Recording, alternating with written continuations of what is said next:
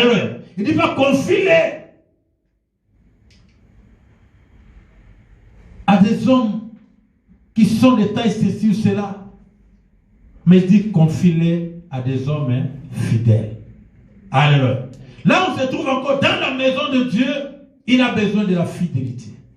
Il dit confie-les à des hommes fidèles. Cela veut dire que lui, il voyait aussi avec beaucoup des hommes dans cette église. Mais lui, il dit non, malgré cette multitude, mais j'ai besoin des hommes fidèles.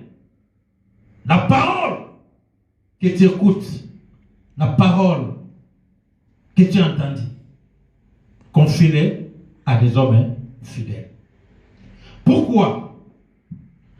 Des hommes qui sont fidèles, ils sont capables d'accomplir de grandes choses. Moïse était fidèle. Dieu l'avait établi sur toute sa maison. Alléluia. Confie à des hommes fidèles qui soient capables d'enseigner aussi à d'autres. À des hommes fidèles qui soient capables aussi d'enseigner aux autres. Alléluia. Dans la multitude du bien-aimé, Dieu cherche des hommes fidèles. Amen. Amen. La Bible dit ceci. Quand Moïse a pris le peuple de Dieu en Égypte, en traversant le désert, la Bible dit, il y a un moment, tout le monde ne faisait plus confiance à Moïse. Alléluia. Mais il y avait quelques hommes qui étaient fidèles à Moïse. Alléluia. Quand Nathan se lève et Corée, mais Josué demande, mais vous n'avez pas peur? Vous n'avez même pas un peu de considération à cet homme qui nous a pris en Égypte, qui nous a fait traverser tout ce désert. Et vous parlez le mal de lui. Alléluia. Et ils étaient fidèles. Pourquoi? Parce que ici on dit, profite-toi de la grâce qui est en Jésus-Christ. Ils étaient fidèles, pourquoi? Parce qu'ils savaient que Moïse avait quelque chose. La grâce de Dieu était sur lui. Alléluia. Il faut profiter. Si vous avez des serviteurs, si vous avez des servantes dans une église, profitez de cette grâce. Alléluia. Moi aussi, j'ai profité de la grâce de quelqu'un qui m'a ouvert les yeux, qui m'a permis à comprendre Jésus, qui m'a permis à servir ce Seigneur. Alléluia.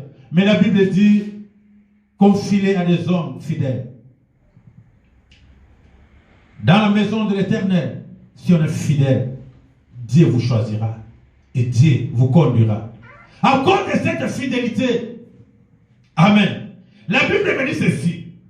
Les jours que Dieu voulait plus que Moïse fait entrer son peuple en Israël, dans l'autre côté de Canaan, qu'est-ce qui s'est passé?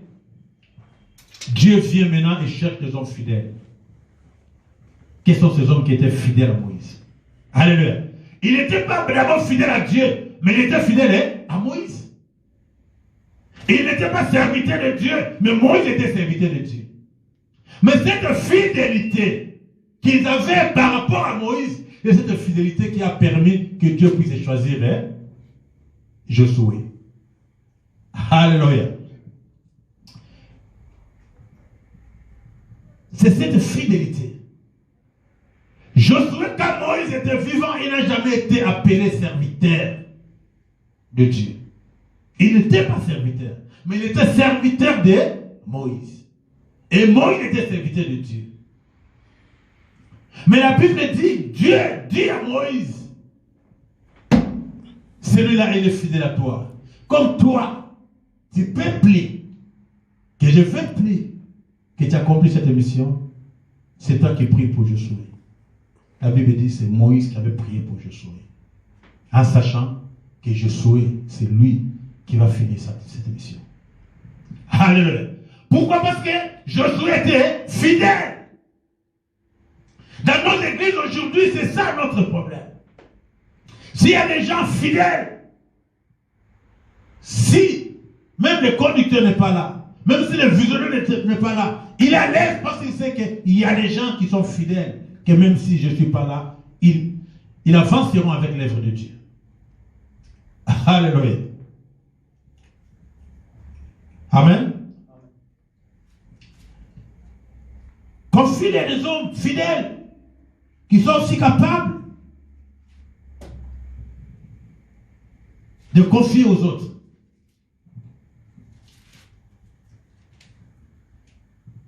Et notre texte qu'on lisait à Hébreux chapitre 3, il dit ceci. Pour Moïse a été fidèle dans toute la maison de Dieu comme serviteur pour rendre témoignage à ce qui devrait être annoncé.